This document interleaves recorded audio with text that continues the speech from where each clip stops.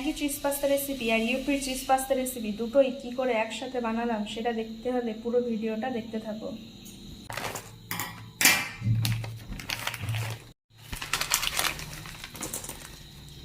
এই যে এই পাস্তা আর এই যে এটা হলো কি চিজ, যেটা এটার মধ্যে ছিল এইমাত্র দেখলে। এবার ম্যাগির পাস্তাটা আমি এবার কেটে নেব। এই যে এটা হলো ম্যাগির পাস্তার মধ্যে চিজটা, তো দুটো চিজ রেখে দেবো। আর এই যে এটার ঠিক সেমই দেখতে, একটু 19-20 আছে দেখতে। তারপরে কড়াইতে জল নিয়ে নেব একটা প্যানে সেদ্ধ করার জন্য। তারপরে সেটা কারেন্টের ওভেনে দিয়ে দেব জলটা ফুটানোর জন্য।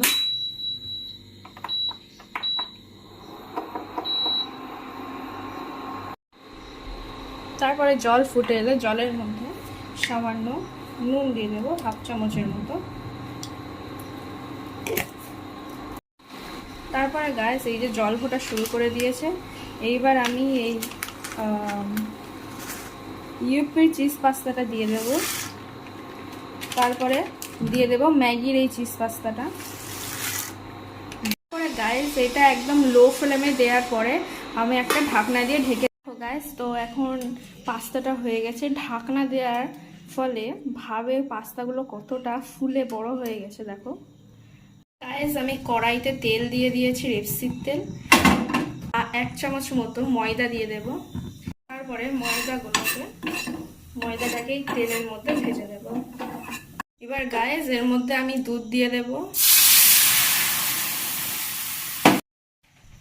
তারপরে গাইস এটাকে ভালো করে ফোটাতে হবে। তারপরে আমি আরো একটু দুধ অ্যাড করে দিলাম, দিয়ে আবার এটাকে ফোটাবো।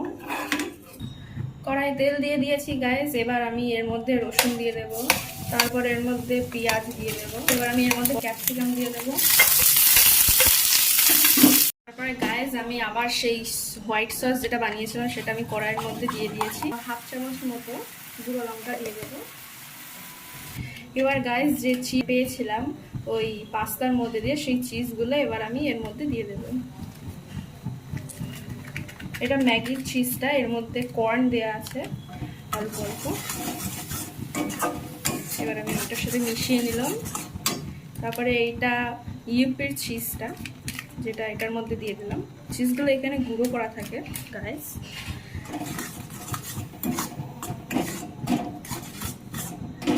দেখো তো তারপরে গাইস আমি সব পাস্তাগুলো দিয়ে দেবো এর মধ্যে।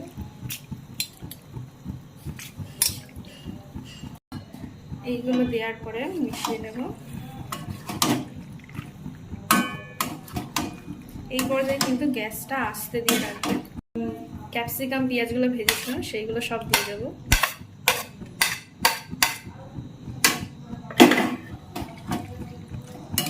আর গাইস আমি এর মধ্যে কোনো এক্সট্রা কোনো মশলা আমি অ্যাড করিনি, শুধু গুঁড়ো লঙ্কা আর নুন ছাড়া।